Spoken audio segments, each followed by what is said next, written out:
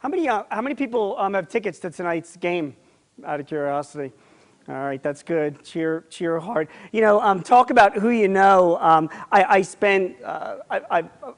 have a good friend who I worked with early back in the day when I worked at KPMG at Pete Marwick, and he has now grown to be one of the senior guys at the Phillies. So, and I stayed close with him, like very close with him. And he, every year, way before they even made like the playoffs, he would like send me the form to fill out if he wanted postseason tickets. And every year, like a big fan, yeah, I'll buy them all, I'll buy them all, I'll buy them all. And of course, every year, they would never make the postseason, and you know, that was that. Until 2008 happened, when I said, you know, okay, fine, I'll buy them all, I'll buy them all. And as it turned out, we wound up going, myself and my two sons, we wound up going to every single postseason game. That whole, I mean, it was unbelievable, right? All the way through, you know, Game 5, Part A and B. It was really, it was unbelievable. And we sat in left field, like the same seats, the same section with the same group of like idiot fans the whole time, and they were we you know, the different left fielders that they're yelling out, you know what I mean, and you know, Carl Crawford, and then Manny. I don't know if you guys remember 2008, he was in left field, and the abuse that guy got was out of control. And then finally, you know, when the Rays came in, so we were there. So we went to all the games. It was exhausting. I almost got divorced because of it. We were losing sleep. It was, you know, but my kids loved it. So I have a 14-year-old and a 13-year-old sons, right? So Game 5, Part B comes. We're there in left field. Well, again, been to all these games, you know, a lot of different things happen. And Rocco Baldelli comes up. Does anybody remember what Rocco Baldelli did in Game 5? He hit a home run, okay, for the Rays, right? Which made, you know, all the fans in Philly unhappy, and made the 3 fans in Tampa Bay who were watching probably very happy at the time. And so Rocco Baldelli hits this home run, and my son catches the ball, right? So he's got the ball, right? But what do you do when you're in Philadelphia and right? So let me ask you a question, okay? Your 14-year-old kid is holding a World Series ball in his hand, and he's got half the people saying throw it back, and the other half of the people saying no, keep it. I mean, it says World Series on the ball, right? How many people here would throw the ball back? I'm just kind of curious. Wow, okay, that's impressive, okay? Here's what happened. He looked at me with fear in his eyes, and I had no answer for him, right? And sure enough, some guy sitting 2 rows in front of us, right, we knew all these guys by this point, right, turns around, and he says, Sam, here. And he brought a Little League baseball with him, and he said, here, throw this in. So, right? So he throws the ball, and this is like it interrupted the game at this point. Like, they had already started the next batter, and he threw the ball in. And I thought to myself, I was like, what kind of a dope am I? You know, my kids play Little League, but we have 800 Little League baseballs in our house, and 400 Lower Merion Little League baseball hats. And I think to myself, like, why wasn't I smart enough to bring that baseball with me? We're sitting in left field. There were home runs hitting us the entire postseason. You know, it could happen, right? So, you know, there's actually a reason why I'm telling this story, right? We run companies. We're managers. We're senior people. This is our jobs, right? It is our jobs not to just make payroll, to make overhead, to make profits, but there are people relying on us, right? We have employees. We have family members. We have other people that are looking to us for leadership. It is not our job to be looking ahead at the next week or 2 weeks or a month. It's 2011 now, and the smart guys that I know that I talk to, they're looking at 2012 and 2013 and 2014. They're making decisions now that will affect their companies 2, 3, 4 years from now. That's what we should all be doing. Just like I should have had the foresight to bring a baseball with me, a Little League baseball, to the game, we all need to have the foresight to be looking ahead and saying, what could be happening? What decisions could I be making right now that will affect me and the employees that are so valuable to me and everybody in my organization 3, 4, 5, 10 years from now, right? So in the short time that I have, about 45 minutes or so, I want to talk to you guys and just aware of some trends that I'm seeing other way smarter than me business people are making, that are identifying, and decisions that they're making now so that they can actually profit in the next 3, 4, 5 years. And I'll try and get through as many of these trends as I can. Probably won't be as many as I'd like to, but we're going to start. And here's the first one. The first trend is this. This is a graph of our gross domestic product, right? And you can see where it's up and down during the recession on the far end. Oh, look, I have a shadow here so I can point to it. Right down over here is where we are with what our GDP is. Our GDP this year is forecasted at 1%. Right? Very, very slow growth economy. Nothing compared to some of the other faster growing economies in Asia and Africa or whatever. We're at 1%. So basically, we're talking about an American economy here with really super slow growth. How do we make money in an economy that's only growing 1%? What do we do? Where do we go? Well, even though our GDP is at 1%, one thing I just want to bring to your attention, it's not because of consumers. In fact, if you look at the red line going down, I can't believe this was done by the St. Louis Fed and we're paying the Cardinals tonight. I just realized that. Ignore that bottom line. You see the red line going up and up and up and up. That's consumer spending. And if you notice, consumer spending is actually higher now than it was before the recession. So when people are talking about like, oh, where's the consumers, people aren't buying, whatever, the actual fact of the matter is that people are buying. The people that are not buying are us.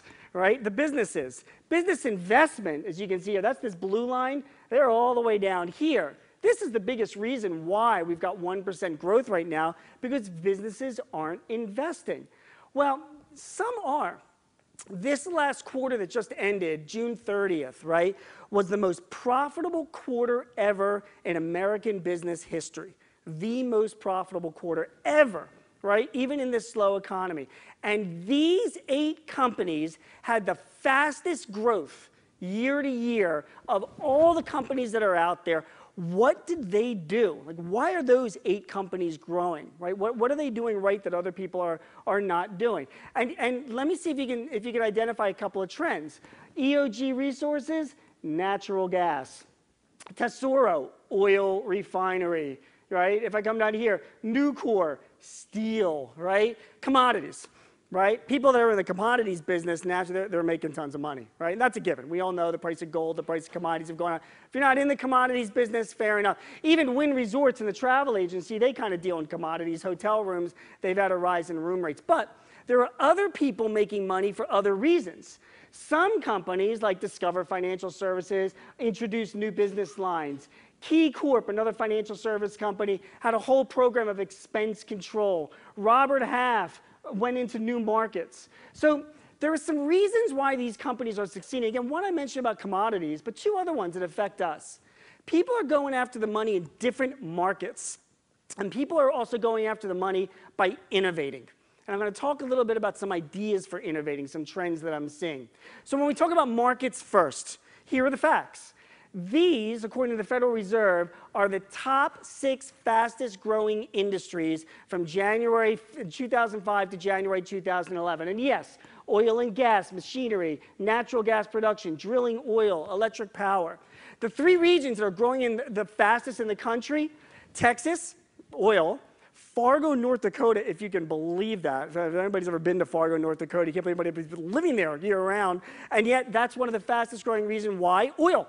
Right? And even in Pennsylvania, it's like an episode from the Beverly Hillbillies, all these people making money from Marcellus Shale. That's also like a fast growing area. So how does that impact us as a business? Well, that's where the money is.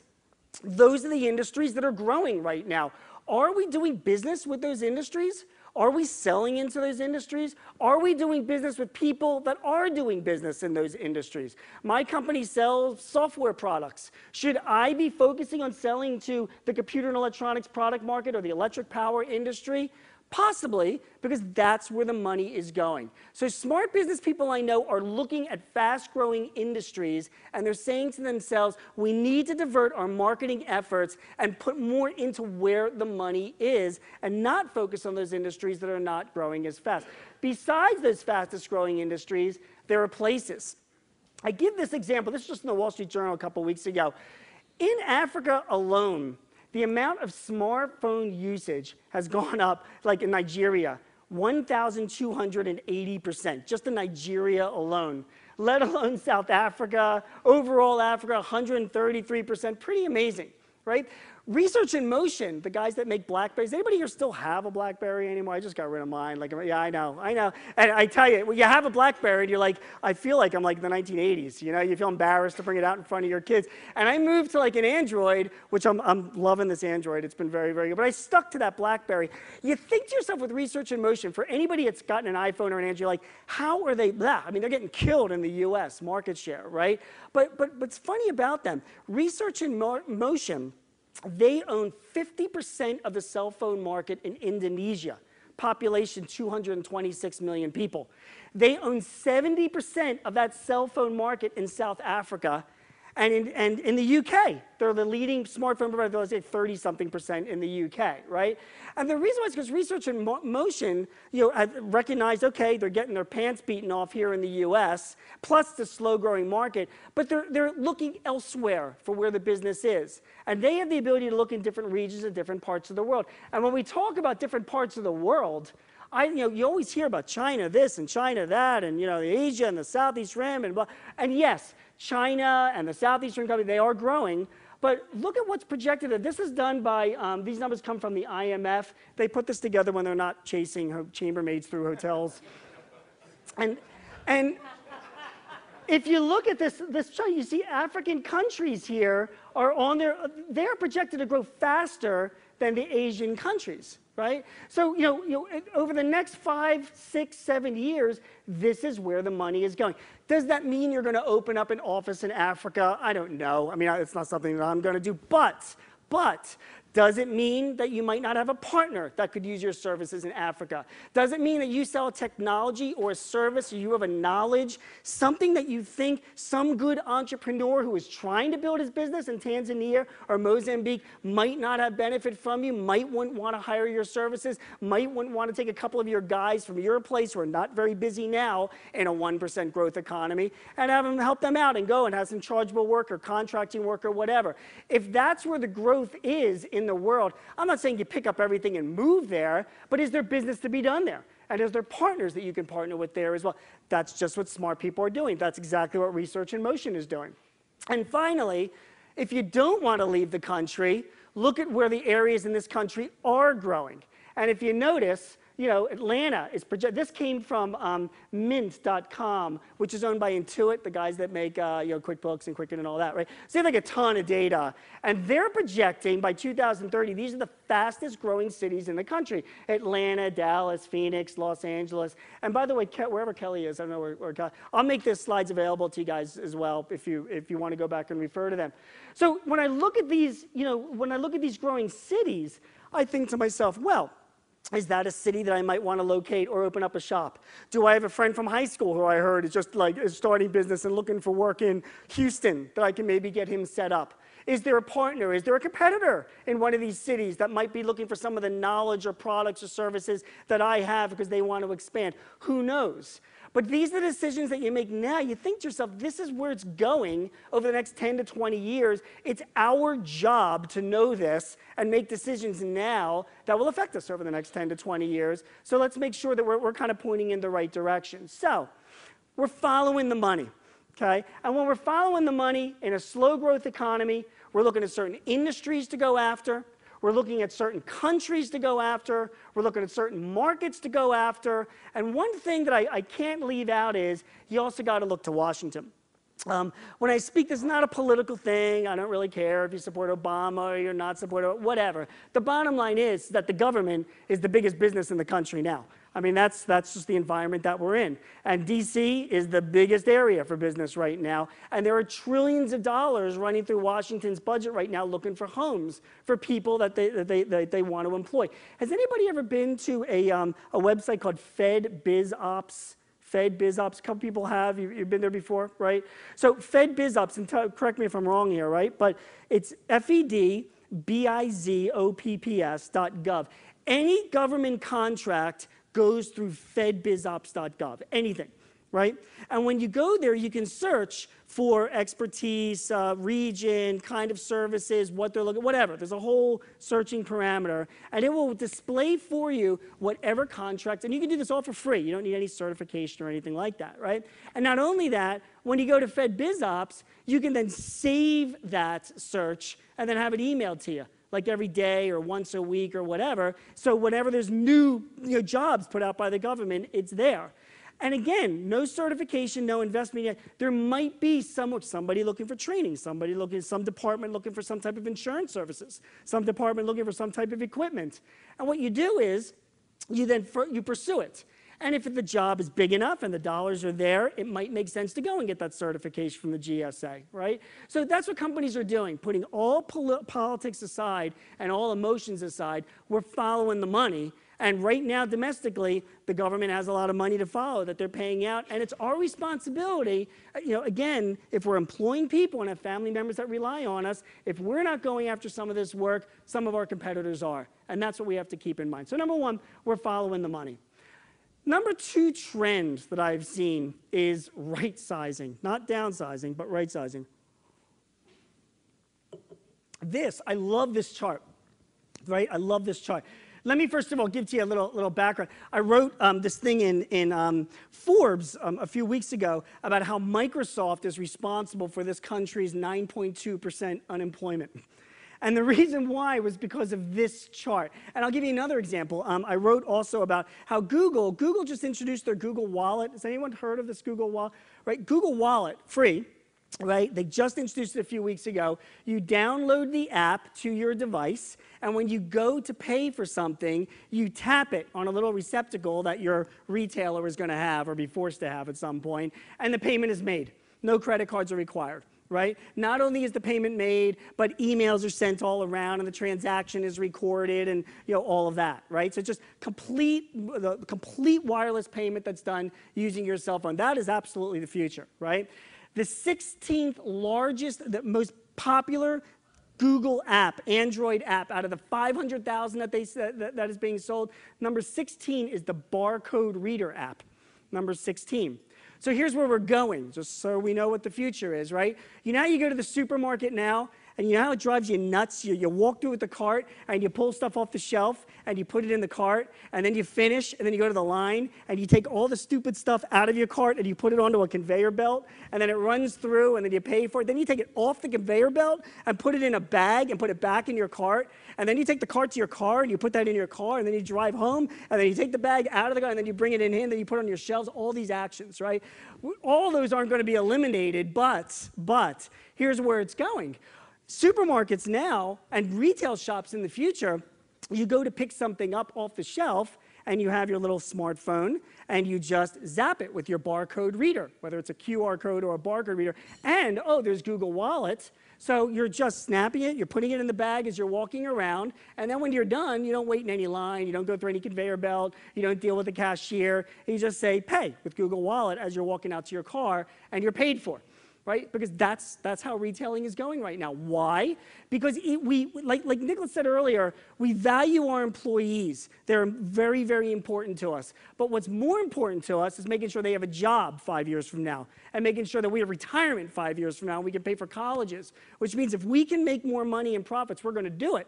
So when you go to that Rite Aid store and people are checking out through the self-checkout line, and some people are saying like, oh, that's terrible, that's taking away jobs. Duh, it's taking away jobs because they can do it more profitably through a self-checkout option. That's why this graph is so important, because the US by far is still the world's #1 manufacturer. I mean, our GDP is like 15 trillion. I mean, China's is like 6 trillion. I mean, we're still way, way ahead of our second place country. And what's amazing is that over the years, we have manufactured all of this growth without this little blip here during the recession, while we've done so with less and less and less and less people, because we're just freaking smarter. We figured out how to produce a lot more with a lot less people. So what are these companies doing now to do that, to maximize their profits from the people that they have, their profit per employee, which again is another, right, okay. So they're right sizing. Number one, big trend that I'm seeing this year, and I was just talking about this earlier, right, is about outsourcing. Right? Outsourcing is a big, big trend. And let me explain to you where you go when you outsource. You can use a recruiting firm, for example, if you want to do that, or you can also go online. Has anybody ever been to Elance.com? Elance or Guru, right? Guru.com is another. Freelance is another one, freelance.com. 3 websites attracting millions of visitors every single day to find outsourced people. Why are those websites popular? Because instead of hiring somebody full-time in an area of higher taxes and higher regulations and healthcare reform and all that kind of stuff, we can find people on those sites.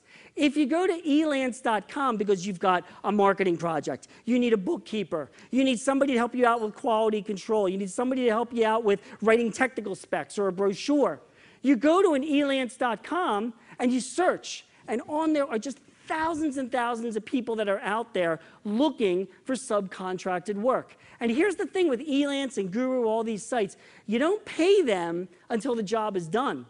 What they figured out is that you can take the money that you're supposed to pay them and you put it up in escrow to pay them. And when it's up in escrow, they see that the money is there, like the carrot. They go and they do their work, and when they finish doing their work, you can release the money out to them so that they get paid. And then everybody can evaluate themselves afterwards if they did a good job or they liked working for you and the product and you liked them and all that. Elance.com, Guru.com, Freelancer.com, very, very popular sites for finding people wherever they are. And because of technology today, to keep costs down, people are not only using outsourcing tools, but they're using these communication tools that are available and cheap. So, for example, has anybody here used GoToMyPC.com? Has anyone ever tried GoToMy, right? A few people. GoToMyPC.com, it's GoToMyPC.com, is a service that, for me, who's been in the technology world, amazes me because it like works reliably, which being I'm a Microsoft partner, so it's an unusual thing for me. So with GoToMyPC, here's how it works. You go back to your office and you go to GoToMyPC. It's like $15 a month. And you go to their website and you register. You leave your computer on. You then go home or go on the road or go wherever you're going. You go to GoToMyPC again. You log in, and there's a little link to your computer, and you click on the link, and boom, you're controlling your computer from wherever you are. You've just taken complete ownership of it. Please, for God's sake, do not leave the monitor on, particularly where some of you guys might be browsing, okay? So keep that in mind. But remember, when you take control of your computer, you're doing everything that you're doing as if you're just sitting at that computer in your office, but you're doing it from whatever location that you are. If you don't want to pay $15 a month, go to logmein.com. Has anyone ever been to LogMeIn? It's LOGMEIN.com. That's free, right? So you can do all the stuff that GoToMyPC does, a few less features, but it's free. Why is that so important in an area of right sizing? Because now you can find that guy that you really like for sales, or that woman in Seattle who's excellent in marketing, or that dude over in the Philippines who can write like a great technical specification for your product. And you can hire them and just say, hey, look, go to this connection here and connect into our company this way. And we'll set you up a security in your network so you're only seeing the folder you're allowed to see. You do all your work right online as if you're sitting there. Do you know what I mean? But you're not, but you're not sitting there. You're wherever you are. So I'm seeing smart companies do that.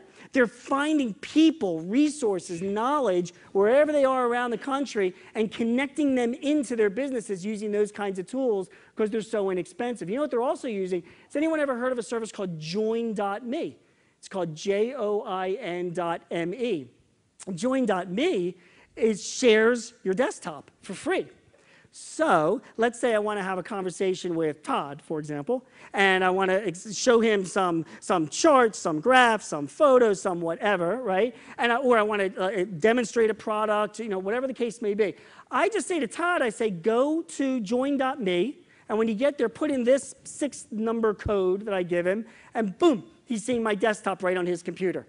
So if Todd is located, again, in, I don't want to say St. Louis, in Montreal or Tampa or wherever else in the country, and I need to discuss something with him or go have a conference with him or go over plans or drawings or whatever, I use like a Join.me to do that. It's completely free.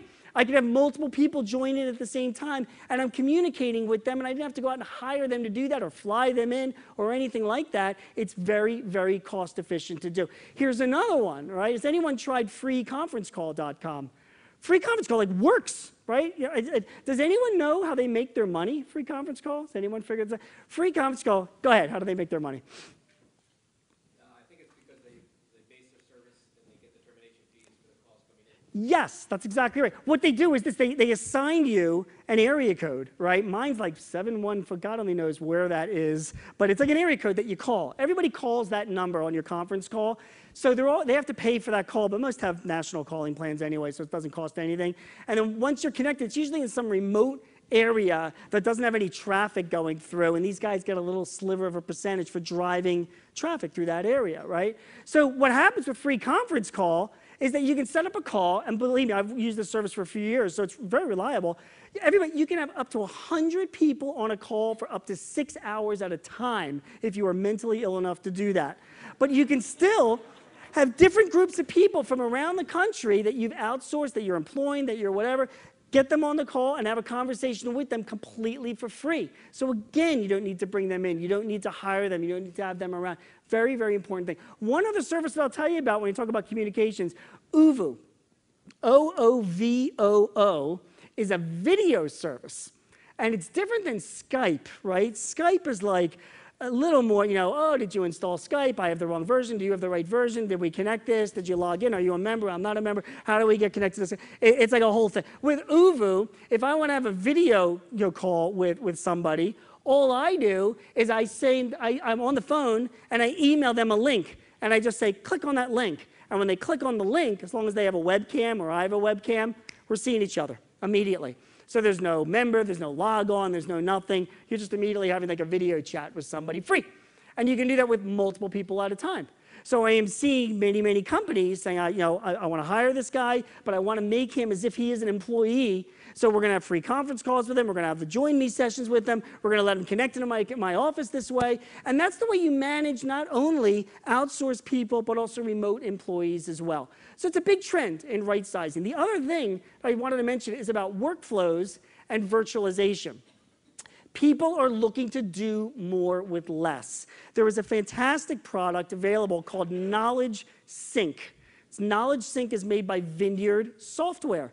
And what does Knowledge Sync does? It's like $2,000. Works with any of your databases, any of your systems that you have. It alerts, alerts, alerts. And it does workflows for you. And what I mean by alerting for you is that if you have a receivable that goes over 30 days, you get an email about it. Or if you have an inventory item that's running low, you get an email about it, right? Or if you have a salesperson that's running below quota, for example, you get an email about it. That's what it does. It sends you alerts. It's a workflow application. It's inexpensive. And if you don't want to spend the $2,000, you can hire like an IT guy. You can do that in your database. So I'm seeing a lot of companies do that too. Why? Because they don't want to play catch-up ball. They want to use technology with their existing people and help them get their jobs done faster.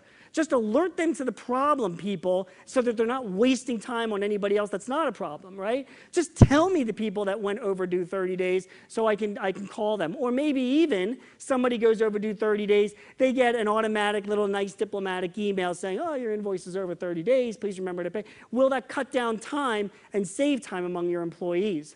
And finally, there's virtualization. And here's what I mean by virtualization.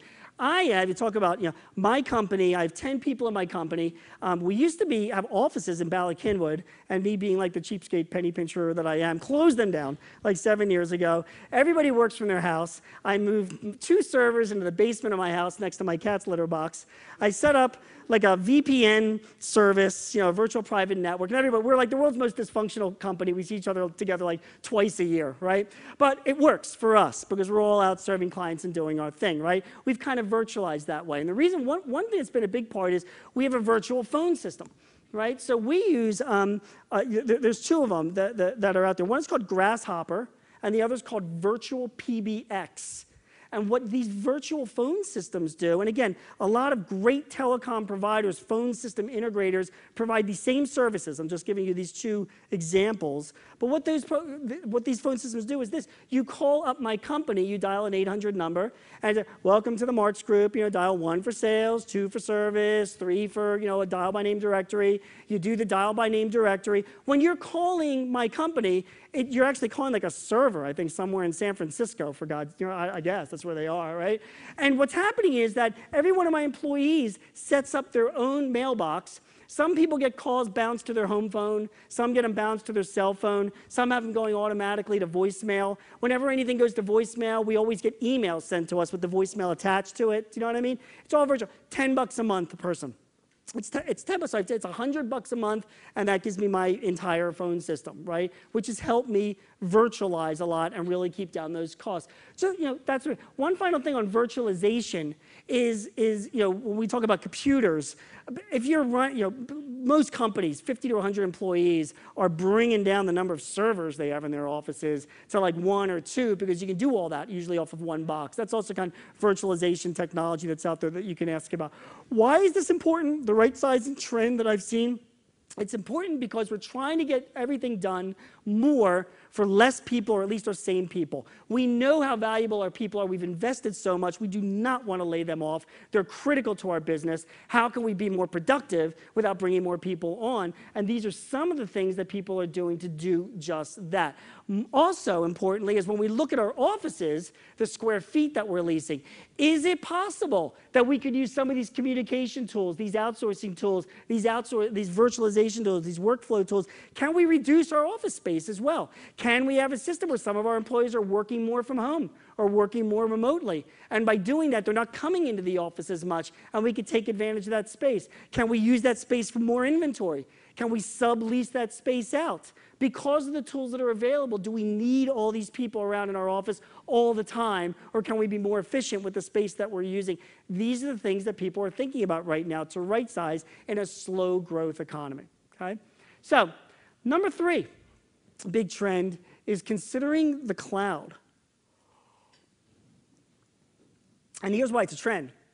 Cloud-based applications in 2009 represented $16.5 billion, and in 2014 it's projected to go to $55.5 billion by that time. It's a huge growing trend. I am not saying that your companies should be using cloud-based applications. I'll talk about that in a minute. I'm not saying they should, but again, you're looking, remember that Little League Baseball that I didn't bring to the game? You got to consider this stuff right now and make some decisions. And your decision might be, no, that's not for us right now. Or a decision might be, yeah, it is, because it's very cost efficient. Why would it be for you? What is there's 2 types of clouds that you consider. One is called an internal cloud. The internal cloud is this. Remember I told you I shut down my offices and then I put 2 servers in the basement of my house next to the cat's litter box, right? The cat peed on one of my servers, okay? And the server itself started malfunctioning. And I didn't know that because I'm a dope and I'm not paying attention to it. It's all the way down in the basement, and my wife changes the cat's litter box. That's not my job. So it was far away from my eyes and ears, right? But as it turned out, when I was away for a weekend, this was last November, we were traveling, I realized that I couldn't connect to my server. It was down, right? And nobody could connect to my server, right, in the basement of my house. And I sent my bookkeeper over to check it out. She couldn't turn the server on. As it turned out, the server got fried, not only from the cat peeing on it, but a little clip broke off in the server and the fan tipped over. The server was down, right? So I picked it up and I carried it to Micro Center, actually out in Villanova. Great store, except for the kid behind the counter that day who had not showered in a week and said to me, well, for $100, we'll diagnose it and we'll let you know in 3 to 4 days. And that wasn't good enough for me, so I took the server back, and I'm running around with running around the server. I finally found some guy to look at. Bottom line is, our company was down for an entire week. Nobody could connect to the stupid server, and we were down. And I said to myself, you know what? That has got to change, okay? I had an internal cloud. The internal cloud means that I had my server, and we were all connecting to it through a remote desktop. Anybody have ever heard of that? Or Citrix, right? Windows Terminal Server. A lot of people have that nowadays. That's an internal cloud. That just basically means you've got everything on a server inside your company, but your people are out and about using tablets and netbooks and laptops and whatever, and they're just accessing it through the cloud. Tech people try to make this like some some complex thing. It's really not. That's what we've been doing, and that's been very, very, very popular. And for anybody here in this room that is not doing that, if you're still synchronizing or you don't have at least an internal cloud setup, remote desktop it's called, it's so easy to do, very inexpensive to do, and makes people very, very productive as they're running around and doing their stuff, right? So the internal cloud has been very popular, and it was popular with me, that's what we were doing, until I had a problem with the server. So because I had a problem with the server, I moved to what has been a growing trend among cloud services called the external cloud. And what I did is I took my entire system, my CRM database, my accounting database, my office files, all that kind of stuff. I took it off my server and I gave it to somebody else, and they put it on their server, right? And I took my server and I, like that scene from Office Space, you ever see that? And I took it out into the park with a, right? So I got rid of the servers entirely, and now somebody else hosts my server, right? And that's what they do. And you know what? It's been a huge change for me, because this is what the cloud has brought to us now. It's not just using a cloud application, it's using people to just manage all the headaches, right? So in your companies, you've got all this stuff running internally on your servers, and then you got the IT guys coming in with their black rimmed glasses, and they're drinking their Red Bulls, and they monkey around on something, and then they fix this, and then 14 other things get broken, and it's right. And people are, I'm seeing client after client saying, enough with it, I can't take this anymore. Get rid of the whole thing. We're going to have somebody else just host it for us, and then we'll connect to it. And that's what it'll be now. People will be like, well, geez, you know, that's kind of an issue. Is there security issues? Is there connection issues? You know, so first of all, these cloud infrastructure providers, and there are plenty around, and I can recommend a couple really great ones in this area too, if you're interested, right? But they all promise 100% security, and they're all lying through their teeth. Because, I mean, no offense to the guys from Wells Fargo, but I mean, every other week I'm hearing people from Citibank leaving 1,000 credit cards on the subway. I mean, you've got, you know, pharmaceutical companies and the government and financial service companies that, you know, they're not 100% secure, right? And, you know, those are the guys you would think they would be. So when every cloud service provider says, yes, we're 100% secure, they're completely lying. But I will tell you this, they are way more secure than I am with my stupid server with the cat's litter box and all that. And no offense to anybody else here, but probably more secure than most of us in this room as well. Because that's what they do. They run the security on it. They have the most recent builds, the patches. They're backing everything up, all that. People say, oh, what if they go out of business? Or a Scud missile hits their building and I can no longer access my stuff and they're hosting all my stuff for me? And the answer to that is, well, you just make sure it's backed up by somebody else. So there's services like Carbonite and Mozy, if you've ever heard of those, right? They're like $50 a year. So like I have Carbonite running on the hosted server, wherever that is. So it's taking yet another backup of my stuff and putting it on their service. So if my cloud service provider ever blows up, I can always go to somebody else or build another computer and download it from there. Does that make sense, right? So you can host that. And finally, people talk about like the internet access when you're talking on the cloud. And internet access is just, you can, as long as you get online, you connect. So if the internet goes down in your office or in your company, tell your employees to go to a Starbucks or go home, anywhere where they have internet access, because then they can get back access again. So again, big trend I've seen among the internal cloud, the external cloud. In addition to that, when you talk about cloud-based applications, the most popular of them all has been CRM applications, customer relationship management. And there's reasons for this. I don't know if everybody knows or has a CRM application or what they do, but I can tell you specifically what they are. I'll give you an example. My wife and I have been married for like more than 20 years, if you can believe that. She's from England. That's where she grew up. And amazingly, she has pretty good teeth, too, which is pretty impressive. She and I travel back and forth with our kids to London to see her parents and her sister 3-4 times a year we go. For over 20 years, we have taken the same British Airways flight, and British Airways is excellent, the same flight from Philly Airport for over 20 years. And it's the same people checking us in on that flight. They're just getting grayer and they're shrinking and older, but it's the same people, I tell you. And every time we check in with these guys, it's just like the first time.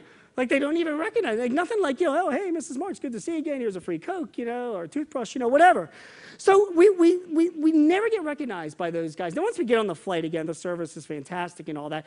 That's like CRM, or not CRM. It is a perfect example. A CRM system for companies now is one where you have a database with every single person, company, anybody that does business with you, anybody that touches your company. It's all in one database that everybody shares. And it has two objectives. Number one, nobody looks like a dope. And number two, nothing falls through the cracks. Nobody looks like a dope, meaning whenever anybody calls into your company, whoever picks up the phone should be able to see who last spoke to them, what emails were exchanged, what orders they might have, what their receivables might be, who their favorite baseball team is, whatever, right? Oh, hi, Mrs. Marks, I saw you had just spoken with Jay last week about this problem, or, oh, I see your son's going to college in the fall, congratulations, whatever, right? So nobody looks like a dope. The second thing about a CRM system is that nothing falls through the cracks. So if you're using it right, you're scheduling stuff. So, we're not interested in that landscaping service now, but give us a call in January, maybe we will, whatever, right? So people schedule follow-ups, they get alerted and reminded. That's what a good CRM system does. Because they're easy to set up, primarily non-confidential stuff, right? They've proliferated in the world of cloud-based applications. So CRM, if you're just kind of getting into the cloud and you want to test it out, it's a good place to go. And there are some of the names you guys know, Salesforce.com, right? Fantastic. Microsoft has got a good one called Dynamics CRM, fantastic. There's a bunch of them. Sage has got it going. CRM has been extremely, extremely popular as a cloud-based application. And if you also want to talk about some good cloud-based applications, we talk about some collaboration applications. And what I mean by collaboration is this: free and cheap and profitable. Microsoft has got their Office Live 365. I don't know if anybody's tried this out, but if you have Office in your office, you can go to Live 365 and you have a free account, and anything that you're doing, like you do a document or a spreadsheet or whatever, it gets saved in the cloud on that server. So that when you leave your computer and you go somewhere else, you just access it from wherever it is, and you can share it with other people. It's the same thing as Google Docs, right? You know what I mean? And spreadsheets and all of that. Dropbox is another really great application. You Dropbox free, you can upload any file you want. It's one big storage facility that's in the cloud. So number 3 is considering the cloud. That is a big deal. So just to start, I got one more that I'll share with you before I finish up. We're following the money, right? Where the money is going, whether it's from the government, whether it's from industries, markets, regions. We're right-sizing and using some of those innovations to do that. We're considering the cloud. One final big trend that I've seen is mobile, okay? And it affects all of us that's here from a business standpoint. From a mobile standpoint, I talked to you a little bit about payments. Right now, the mobile stuff that's out there is hardware. Intuit, the guys that do QuickBooks I mentioned before, they sell something called GoPay, $99, right? And what that is, for any phone you have, even you BlackBerry guys, you have a little contraption, and you put it on your belt, and somebody gives you a credit card, and you swipe it, and boom, it shows up on your phone. And then you just approve it, and the transaction is done. Right? So it just talks to your phone, this little credit card swiping thing. Emails go back and forth with receipts. It integrates with QuickBooks and other accounting systems. So people on the road, service technicians looking to get payments or whatever, they're using mobile payments as a way to get fast collection when they're out on the street. And if that's what people are doing right now. So payments is one big thing. Second thing is search.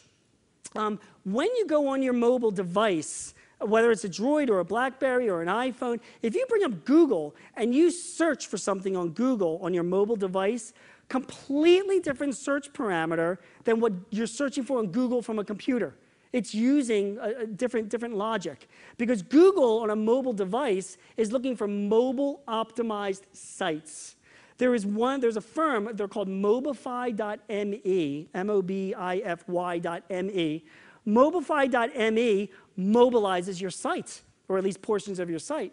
Because when your customers are going around and they need some information about your company, or they want to get an address, or they want to get a quote, or they want to get whatever, and they go and they do a search, you want your company to come up first from their device. And we're all using mobile devices now, right? So we're browsing and searching and all. It's a whole wild west of a world out there. And I'm seeing a lot of companies saying, you know what? We got to look at our website. We have to consider mobilizing our website because we need people to get access to that where they're around. So mobilizing is a big thing. And apps. And when I talk about apps, I find it's an interesting equation. Big companies now, of course, are doing apps, but why aren't we? If you go onto Elance or Craigslist or LinkedIn.com, there are hundreds and hundreds of developers making apps, cheap, $50, $60 an hour. Why would I have an app for my company? Because you're trying to keep your customers close. And what I'm seeing is companies like Amazon creating apps. So for example, I have on my Amazon has their cloud applications, right? So I don't know if you know that, but you can store like 5 gigabytes of stuff on Amazon's site completely for free. So I uploaded like all my iTunes stuff, the Carpenters, Atlanta Rhythm section, Elton John, uploaded it all to there. And I can listen to it, streaming it right through my phone, because they're storing all of my music. It's free, right? It does up to 5 gigabytes, because storage space is so free. So why aren't we doing more of that? When we have a customer for a few $1,000s to say, download our app, why would I want to have your app? Oh, because I'd like to, from my phone as I'm driving around, see the status of my order. I'd like to know if I owe you any money. I'd like to get a quick quote on something. I'd like to get a direct connection into my customer service rep. I'd like to pull up safety specs because I'm out here looking at a piece of equipment in the middle of nowhere and I got to read something about it, and I need an app to help me do that, right? All of that stuff is there. You have a customer and you sell them something, you create the same kind of locker for them that Amazon is creating for all of us because it's cheap. And you have a little app that you pay some guy in God knows where in Eastern Europe to create for you for $2,000, $3,000, $5,000, whatever. And then you say, hey, thanks for being our customer. Here's a little added thing for doing business with us. Just download our app. It's free. And now you've got instant connection to all of your data, all of your history, all the materials. I'm seeing companies do that. It's becoming a big trend. So going mobile, and I won't talk about location much because I'm kind of running out of time. So Ryan, you're up. I need to go to my last, right? And it's this, right? The Goths are not sacking our cities, right? We do not suffer from bubonic plague. Obviously, 30% of this population has not been wiped out because of that. There was not mass genocide. All of us here are lucky enough to be in Philadelphia and not in Pittsburgh, having 19 losing seasons in a row, right? We have to know our history. My father always told me 3 things when it came to identifying trends and running my business. He said, number one, he told me this when I was about to get married. This was over 20 years ago, right? He said, Gene, getting married would be the last decision you'll ever make. And that was true. He said, if your wife is happy, everyone is happy, and that was really, really true. And he said, through the course of your marriage, like in life, things are never as good as they seem. Things are never as bad as they seem. They're all as you perceive them, so you roll with them, right? So even though we're in a 1% growth economy, things are still good. I mean, we're sitting here in a nice hotel. We're okay. Okay, life is good, right? But there are some trends that we're responsible for locating and determining and looking forward because there are people that rely on us. So we've talked about some of those trends today. Let's remember to keep them in mind as we go forward. One final thing.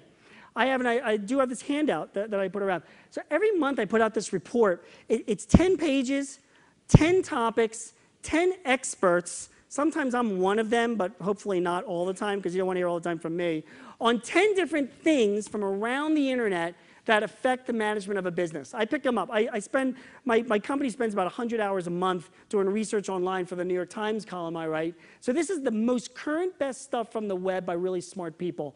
All just concisely down to 1 page per topic. Taxes, marketing, sales, insurance. It just kind of depends on what the month is. If you'd like it afterwards, I'll give you 3 months. You can check it out if you like it. Just give me your business card. I'll be happy to send it to you. After that, it's like $10 a month. Okay? So I'm out of time. Everybody, thank you very much. Thanks.